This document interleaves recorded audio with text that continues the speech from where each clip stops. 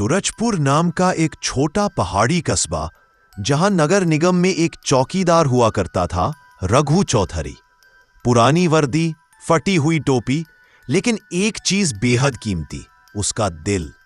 पत्नी के गुजर जाने के बाद रघु के पास सिर्फ एक ही सहारा था, उसकी बेटी अनन्या।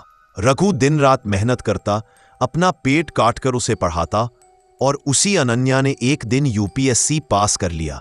पूरा गांव खुशी से झूम उठा। रघु तो छत पर खड़ा होकर चिल्ला रहा था, मेरी बेटी आईएएस बन गई। उसे लगा कि अब उसके सपने पूरे होंगे, लेकिन कहानी यही नहीं, यहीं से शुरू होती है। 8 साल बीत गए।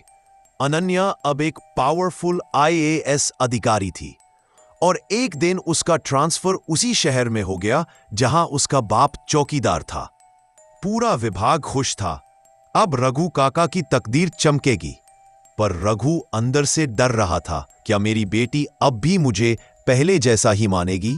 अनन्या अपनी बड़ी गाड़ी से ऑफिस पहुंचती है। सिक्योरिटी सख्त। गेट के पास रघु खड़ा था।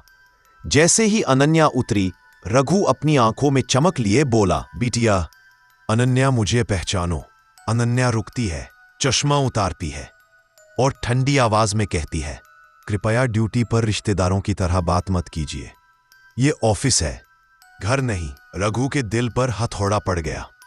जिस बेटी को उसने नंगे पैरों स्कूल छोड़ा था, आज वही बेटी उसे पहचानने में भी शर्म कर रही थी। अनन्या का रवैया हर दिन खराब होता जा रहा था। कर्मचारियों पर गुस्सा, छोटी छोटी बातों पर जलील करना, रिश्वत लेकर काम करवाना, पिता से बिल्कुल दूर रहना। रघु हर दिन चुपचाप उसकी बेइज्जती सहता, सोचता शायद एक दिन मेरी बेटी बदल जाएगी। लेकिन असल खतरा तो अभी आगे था। एक कारोबारी था, विकास मिश्रा। उसने सरकारी जमीन पर अवैध प्लॉटिंग कर रखी थी। कागज रोकने की जिम्मेदारी अनन्या की थी। विकास ने उसे महंगे गिफ्ट दिए, भ्रमित किया, और जल्द ही दोनों का रिश्ता गलत दिशा में चला गया।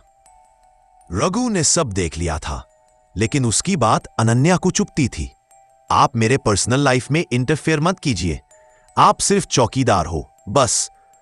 रघु का कलेजा फट गया, पर वह कुछ नहीं बोला। एक दिन न्यूज चैनल ने अवैध निर्माण पर स्टिंग किया। वीडियो में साफ दिख रहा था, विकास मिश्रा और आईएएस अनन्या शर्मा रिश्वत पर बात करते हुए। पूरा देश हिल गया। अगले दिन आदेश आया, अनन्या निलंबित। विकास मिश्रा तो रातों रात सारा पैसा, गहने लेकर भाग गया। अनन्या अकेली छूट गई। अनन्या रोते रोते रघु के घर पहुंचती है। बाबा, मुझे बचा लो, मैं बर्बाद हो गई, सब खत्म हो गया।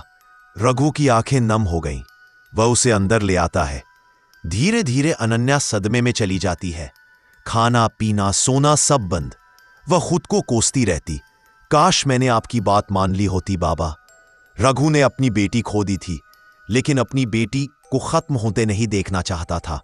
वह छोटे छोटे गांवों में गया, लोगों के बयान लिए, सबूत इकट्ठे किए, दस्तावेज तैयार किए। एक चौकीदार आईएएस अफसर की बेगुनाही के लिए लड़ रहा था। आखिरकार उसने फाइल मुख्यमंत्री कार्यालय पहुंचाई। कुछ महीनों बाद कोर्ट का फैसला आता है। विकास मिश्रा मुख्य आरोपी है। अनन्या शर्मा प्रलोभन में फंसी अफसर है। 2 साल की प्रोबेशन के बाद उसकी नौकरी वापस। पूरा शहर दंग रह गया। एक चौकीदार ने अपनी बेटी को बचा लिया था। अनन्या फिर से जिला अधिकारी बनती है। आज वही रास्ता, वही गेट, लेकिन इस बार अलग रुख। गाड़ी से उतरती है, गेट पर रघु खड़ा होता है। अनन्या रघु के सामने हाथ जोड़ देती है, बाबा, आज मैं सच में अधिकारी बनी हूं, क्योंकि आज मैं इंसान भी बन गई हूं। रघु रो पड़ता है।